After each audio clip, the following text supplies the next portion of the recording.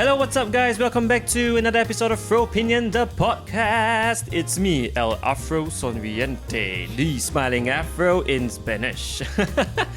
And I have here with me my good friend, Joshua Simon. Hey. So some of you may know him, many of you may not, probably not, because you're not very famous. But Joshua Simon is a superstar in Singapore, right? Tell us a bit more about yourself again for those people who don't know who the fuck you are, bro. Hi, I'm gay. Hey! That's all you need to know, guys. Who is gay? You know, you spoil the surprise. Okay, straight away, before I can even explain what today's episode is about. Hi, guys, I'm gay. Yeah. So, by the way, today... I'm gay number 32 in Singapore. the registered gay. Yes. Pink IC. Hi. So today, bro, I have you on today to talk about, why are you gay? Oh, And what is it like living as a gay in Singapore, like, thanks. Yeah. Because I'm not gay, right? In case you didn't know. Okay. And I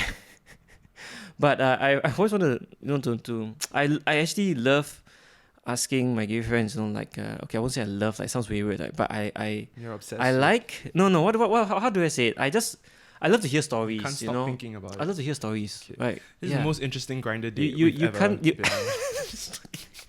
Stop spoiling the surprises, bro. It's like, doo-doo-doo. It's like, can you imagine come over? come I for set up tripod. Bro, you come for a grinder date and then it's like, what are microphones for? Yeah. Today we know about each other. Yeah. And everyone else too. Yeah. You can hear everything. It's like ASMR.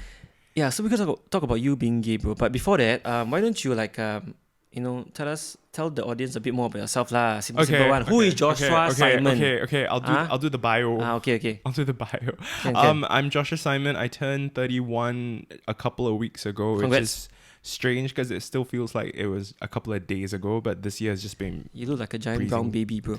Thank you so much. I appreciate all compliments. You're welcome. And I'm a radio presenter. I'm also a So you present the radio? I present the radio It's to like the people outside Harvey Norman and Best Denki. Yeah. It's like, hi, please listen. This is Especially to the younger generation, they have no idea what radio is. This is the new Sony 6100. Yeah. I'm a radio jockey, which is even more complex because like before that. So you have, play, like, you sit on a horse. Oh, okay. Sorry. I thought you were those polo jockeys. Okay, sorry. Yes, people are supposed to know who you are. Yeah. Yes, I'm a radio presenter. I host a podcast. Nice. It's called the SG Boys. It's an LGBTQ plus themed podcast here in Singapore. Oh, nice. So you are gay lah. I might be. I'm an independent musician. I am a lover of sushi. Oh, congrats. Then you're a little bit gay only. Yeah. I've done yoga once. Oh wow. Okay. Not gay enough, that bro. Okay. I have plants, but they are all fake. So it's totally not gay, man. It's totally not gay, man, bro. My dress sense You are is fake, bro. athleisure. This is this is actually a really famous brand, Decathlon, $6. Oh, not gay. Okay. It must be Lululemons, bro. Yeah. Must. Always mix up Lululemon with Mama Lemon. That's the dishwashing. I mean, imagine you walk in and it's like, hi, sorry, I'm looking for like the dishwashing liquid. Floor cleaner. Yeah. Floor cleaner. And everyone is Size confused. L. Or you go to NTC, ask auntie, where can I find the Lululemon? Yeah. See me Lululemon. The You got best. the Mama Lemon. Magic Clean and Lululemon. I love it. Yeah, so big question lah, Josh. When did you realize you were gay? Like the defining moment, like one day you, like, oh my lord, I like dicks. That kind of day, yeah. Wow. Well, actually, honestly, like it wasn't something that was. It didn't come to me immediately when I was like a kid. I think for a while I was into girls, which I know can be a very controversial thing. So you're bisexual lah? To say, I identified as bisexual when you were into girls, yeah, but you legit like felt the romance. You liked the girls. You were attracted to them. Like you wanted to care for them and that kind of love, right? There were definitely like I was sexually aroused. Okay. Looking at women. All right. I was like that, but I was also teased a lot for being feminine, and this is something that I've also since young you were like feminine-ish acting, and people noticed and made fun of you, although you had girlfriends or you were dating girls. I had a girlfriend when I was in secondary school. Okay. But I see, that's the thing with what is feminine things, right? So my voice was a lot higher as a kid, and there are times also when my voice can be much higher. Like right now, I can go like really high up, right? Like but somebody also, pinching your balls. exactly, but It's like not me, guys. It's not me. I'm like a sponge. When I'm happier, when I'm feeling a lot more like fun and like freaky, like my voice goes up. When I'm sassy, my voice goes up. When I'm a bit more serious, or first thing in the morning when I wake up in the morning, or when I go to bed at night, like my voice drops as well. So I'm just someone who's quite into my emotions, and I experience all the different nuances, and I'm not really afraid of that. Same for like when I was a kid, I was drawn to choir, dance. I was drawn to drama So club I guess you say as a young kid, or when other people, like I can imagine if I was your classmate, right, I would be like having suspicions lah, like based on all these Yeah. traits, like okay lah, based on the stereotypes of what we know about gays. Joshua is a little feminine. He may be gay, but he has a girlfriend, so I'm fucking confused. Exactly. So it was a lot of like he's choosing Chun-Li over Ryu. Oh, You know, but that doesn't he likes mean you're Xena gay, more than though. Hercules. He likes Spice Girls more than Backstreet Boys. But it was Oh, a lot of that. I see what you mean. I see what you mean. Yeah, made fun of a lot. Okay. Like there were a lot of gay slurs thrown at me. Okay. And at that point, like when I was in primary school, secondary school, I didn't know what gay was because I think most of us didn't know. I only found out through friends actually. Yeah. So like I think my perception was there was only guys and girls and guys liking girls and girls liking guys, and that's it. Fair. And I think when I was about 15, like secondary 3, there was this PE teacher who was still incredibly attractive, very handsome. Physical ad, right? And like we can all be objective. If you look at him and be like, wow, this guy's a very, very handsome person. Like, teach me PE, sir. And he kind of like let it slip and told us that he has a boyfriend. And I was completely like shocked and thrown off by that. And how can this be happen, right? You're thinking, wow. Yeah, so like I actually and I'm not proud of this, but I mean I was like 15, right? So like I told him like, why are you gay? I thought only like why are you gay? Yeah, I literally went, why are you gay? You're so good looking.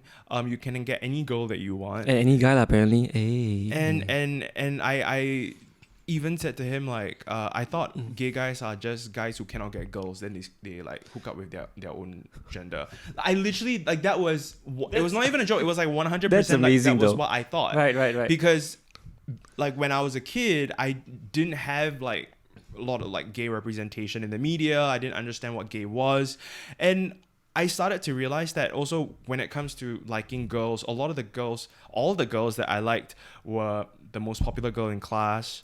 They were Chinese. They had long hair. Look at you going only for the top tier, man. This guy, huh? Exactly that perception of what is the top tier. Right. So I realized that actually I just wanted to be with the girl that all the other guys were crazy over. I wanted to be the girl who looks like the anime character. He wants the toy that everybody wants. Hey. It was just. I think it was just that realization that how much of my sexuality was based on I actually like this person and I like her also because of her gender or any of these things. It was more of I liked her because I just wanted to be popular amongst everyone else and I just wanted to fit in. So it had very little actually to do with sexuality or like when I was sexually aroused by like girls with big boobs. It was just sort of like I remember growing up. It was like Trish Stratus from WWF and like Pamela Anderson. Bro, that was our young days. WWF. Those were hot chicks, man. Yeah. Right, but like, and they still are, and they're still incredible in what they do as well. And I think it was sort of just America was telling me through the TV that this is the ideal woman. She's blonde, she's white, she has big tits. This is who you should lust over, and this is how when you are sexually aroused, it has to be towards this. So like, I think that pivotal moment when my teacher told me that just completely shattered everything because the follow-up thing that he said after telling me that he has a boyfriend was that he loves his boyfriend and they're in a happy relationship, and that like completely oh no, how can this be?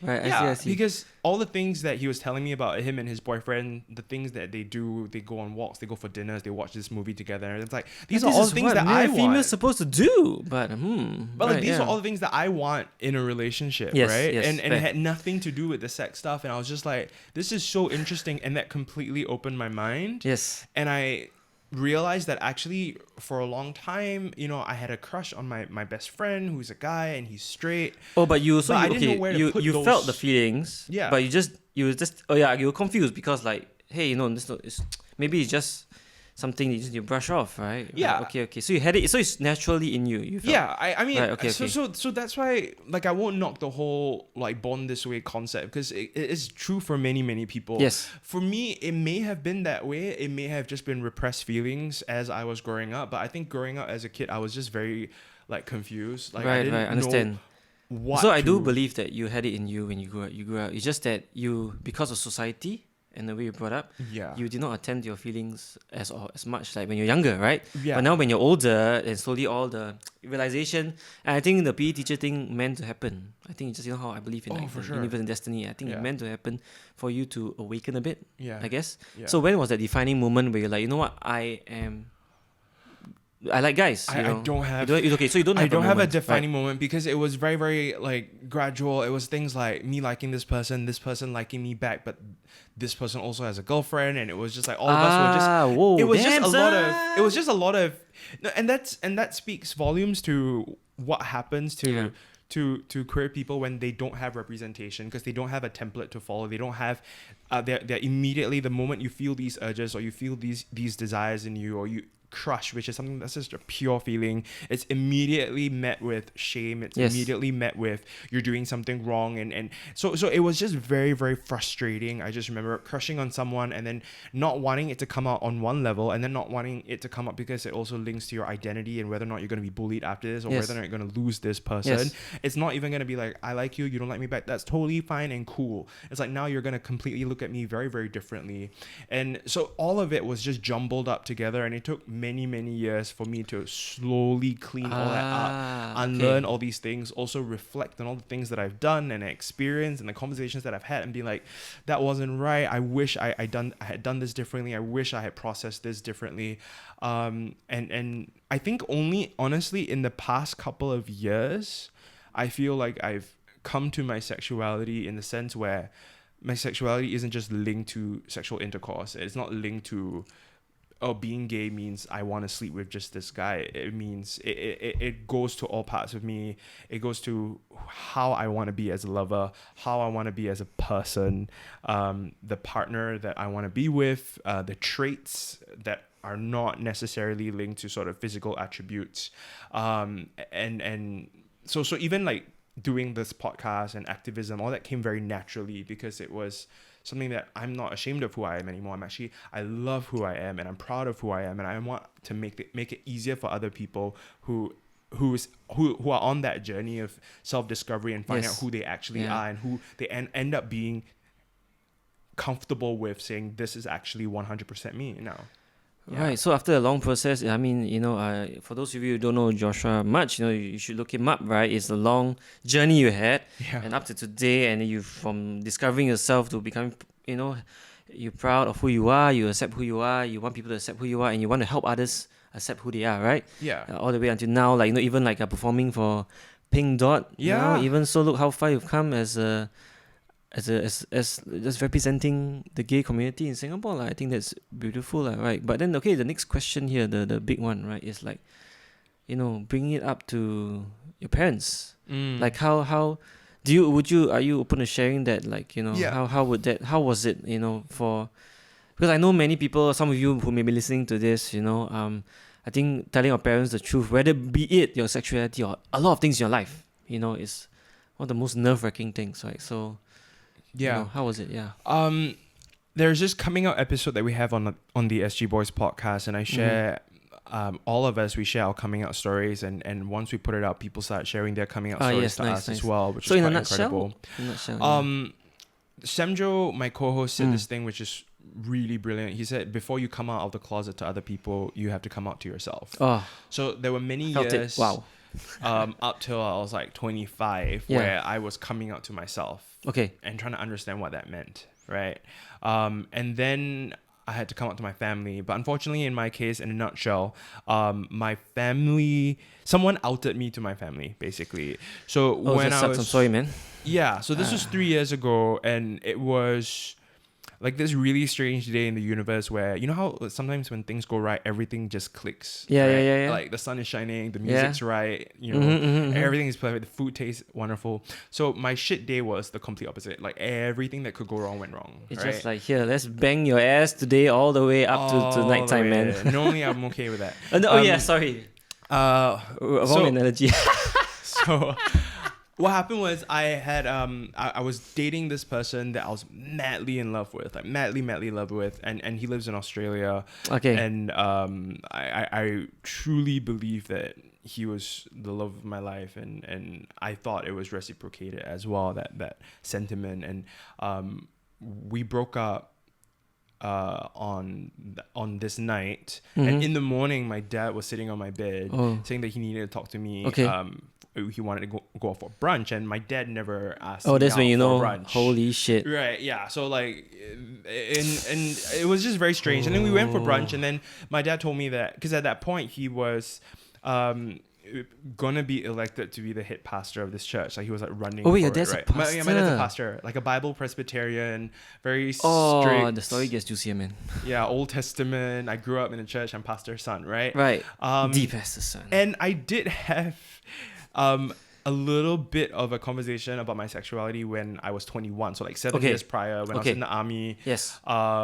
I had a guy over and everything, and then my dad kind of like asked me like, "Are you gay?" And I said no. Oh, your dad asked you before? Yeah, my dad when I was 21. Oh no, shit. He asked me, "Am I gay?" And I said, "No, I'm not. I am 21." I remember saying that line. I'm 21. I still don't know who I am, what I am. Oh, so it wasn't technically a confirmed answer. No, it wasn't. It was, and it was genuine because I still also liked girls, but I was drawn to guys. There was this draw right. So that I had.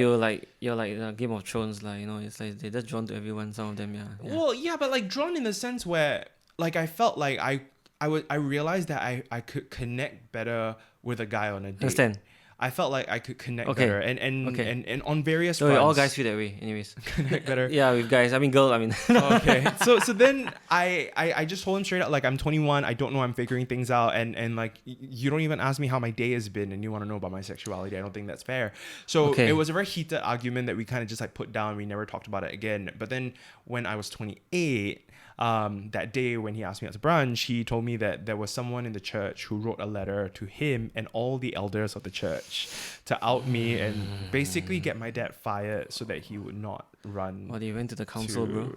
Oh yeah, it was like, so the Jedi Council. When we had that lunch, it was a mixture of, I'm still reeling in from the shock of the breakup, which I was completely devastated by, and then I had this layer of, I'm coming out with my parents right now with my mom, and all of us have different dynamics with our parents, right? So I was not expecting this to have this conversation with my mom as well, and she's a very different kind of person from my dad. So all that had to happen at that lunch table, and then there was another layer of the repercussions of his job and what he's gonna do, and then there's another layer of parents naturally wanting to give advice, which is to like, you need to follow Jesus and all that. And then I had to then have all these rebuttals to all these different things where I love Jesus, I'm still a Christian, and I'll always be a Christian. It doesn't matter if you're gay or not. And my love for God does not take anything away from it. And actually how I love my boyfriend right now, the template that I always look to is God's Christian, love. Right? It's God's love. Yeah. Like whenever we fight, whenever anything is, whenever I say I love you, I always try to remind myself that when I tell you I love you, I want to tell you from a level of unconditional love, where you can hurt me right now and I'll tell you I love you. Because that's my relationship with God, where I've missed the mark so many times and God has always loved me, and I know that, and I have faith. So I'm applying that to my gay relationship, which it's different, you know, and so it was a really, really, really tough day, and then I had to go to therapy for a while because it was just a lot of I was going through like depression, anxiety, suicidal ideation, some eating disorders as well, and all these other things. So I would say in the past year, I've been able to like stand up straight, and I've been like consistently happy. No pun intended. I've been like able to like stand up straight without having to like feel like I need to just stay in bed for the rest of the day, or like I just don't want to go anywhere. Because I went into sort of this hermit mode for a while. And then the whole TED Talk thing happened in 2019. In a nutshell, I was supposed to do a TED Talk to talk about what happened, the journey of self-discovery and healing and going to therapy and all that. Because I was documenting all of it on my Instagram. So I got asked to do a TED Talk at Singapore Polytechnic. And I can say all these things, and they're all on the news. So I don't think I can't. Yeah, you can check out the news, guys, about this TED Talk. I'm just trying to find out the boundaries of like what I can say, can't say. Right. But so essentially, what happened was the night before I was supposed to do my TED Talk, which strangely was exactly 1 year from the day of that breakup. Wow. And it was like a strange 1 year. It was the most universe, like, bro, destiny, man. And that night of when I'm supposed to do the TED Talk, I'm performing at Pink Dot, which is our annual Pride protest event, right? Oh, everything's happening on the same day, yeah? Nice. I took it as, the universe is connecting with me. All this is meant to happen. This is my full circle moment today. And what ended up happening was they asked me to remove my coming out story from the TED Talk and not talk about it and change the pronouns from ex-boyfriend, ex-girlfriend. Wait a minute. Knew that like TED Talks were so instrumental in my growth that there's a level of like, I'm not going to do this. And there's a level of, I'm going to hate myself for the rest of my life if I do this, because I'm always going to, like, I want to be proud of my first TED Talk, yes. you know? Definitely, like, man. It's TED Talk, man. When you're watching a movie, you think of someday you want to be in a movie, right? That's me. And like, when I watch a TED Talk, I always thought like, someday I'm going to do a TED Talk. And then I don't want to look back and be like, the first TED Talk I gave was a complete lie. Right? Yeah, no way. No one wants that. Nobody wants that. And this, I put my foot down and I said, I'm not going to do it. And then I didn't do it. And then that night I performed at Pink Dot. Yes. It was a good performance, bro. Thank you. And from that day on, I kind of like pulled back for about a year into 2020. I kind of like pulled away from everything because there was just so much press. Now my sexuality is discussed on a national level, where it's on the Straits Times, it's on this and that. And like my boss knows about this now, and he's always known about my sexuality, but now it's also linked to the brand of me and the brand of the company that I work for, and my dad has to deal with now extra levels, right? There's a level of your son is gay, your son is proud to be gay, your son is gay and it's on the newspapers. So it's all these layers that became really overwhelming, and I was sort of upset with life as well, because I thought this was going to be my full circle moment, and I didn't think, oh shit, there's more stuff to go through. So I pulled away for a while. I went deeper into depression, and then the whole COVID pandemic thing happened, and I started to get a bit better. Some time apart, build up my own space, and then started the podcast in November.